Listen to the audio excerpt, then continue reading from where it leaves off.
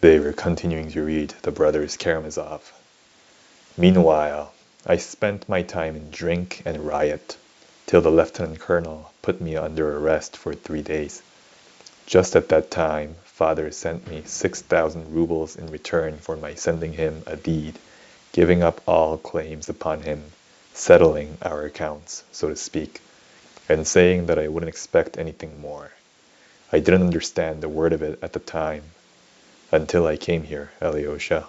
Till the last few days, indeed, perhaps even now, I haven't been able to make head or tail of my money affairs with father. But never mind that. We'll talk of it later. Just as I received the money, I got a letter from a friend telling me something that interested me immensely.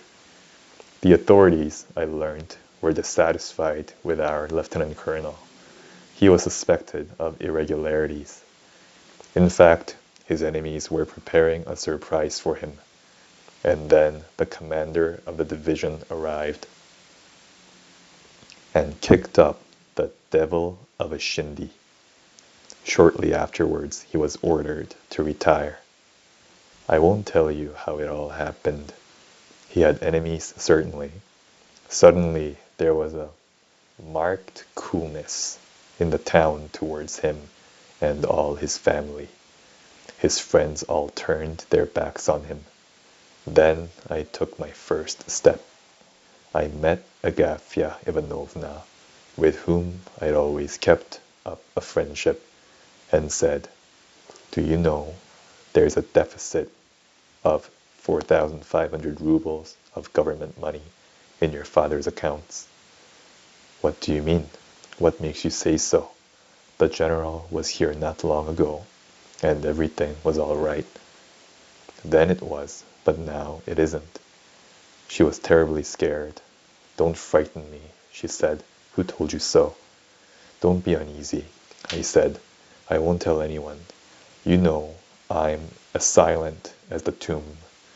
I only wanted, in view of possibilities, to add that when they demand that 4,500 rubles from your father, and he can't produce it, he'll be tried and made to serve as a common soldier in his old age, unless you like to send me your young lady secretly.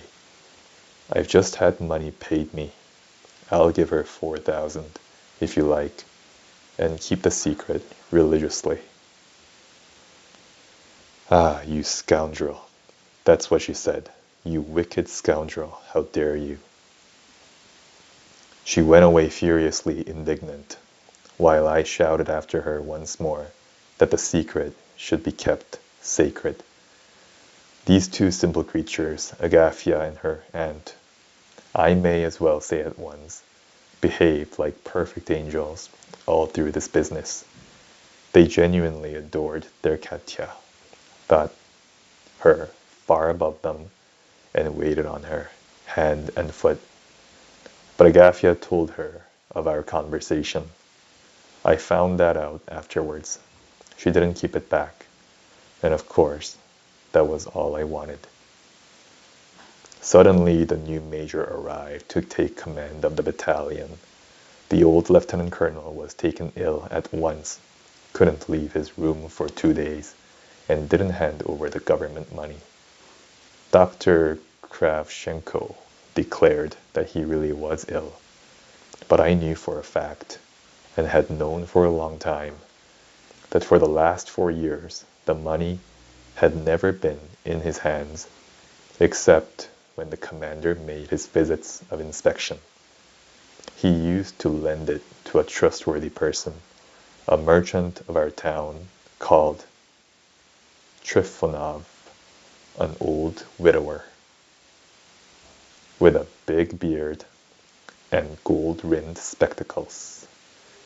He used to go to the fair, do a profitable business with the money, and return the whole sum to the colonel, bringing with it a present from the fair, as well as interest on the loan. But this time I heard all about it quite by chance from Trifonov's son and heir, a driveling youth, and one of the most vicious in the world. This time, I say, Trifonov brought nothing back from the fair. The lieutenant colonel flew to him. "I've never received any money from you, and couldn't possibly have received any." That was all the answer he got. So now our lieutenant colonel is confined to the house, with a towel round his head, while they're all three busy putting ice on it. All at once, an orderly arrives on the scene with the book and the order to hand over the battalion money immediately, within 2 hours. He signed the book. I saw the signature in the book afterwards, stood up, saying he would put on his uniform, ran to his bedroom, loaded his double-barreled gun with a service bullet, took the boot off his right foot, fixed the gun against his chest, and began feeling for the trigger with his foot.